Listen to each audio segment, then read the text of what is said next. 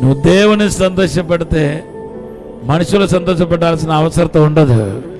ప్రేమిస్తావు కానీ ప్రత్యేక పడిగట్టుకొని సంతోషపెట్టడానికి ప్రయత్నం చేయాలి. నిజ ప్రేమను చూపించటం వేరు. వాళ్ళ అత్తగారిని ఏమో నోటికొచ్చినట్లా తిడుతుంది, కానీ వాళ్ళ అత్త మామ దగ్గర ఈవిడ వేసే నాటకాలు ఉంది చూడండి, డ్రామాలు. ఒక ఆవిడ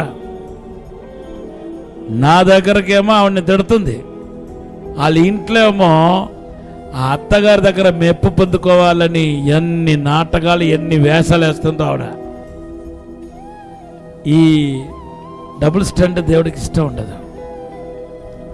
రెండు నాలుక, డబుల్ యాక్షన్, ఇక్కడ ఒకటి లోపల ఒకటి బయట ఒకటి, అది పనిచేయదు.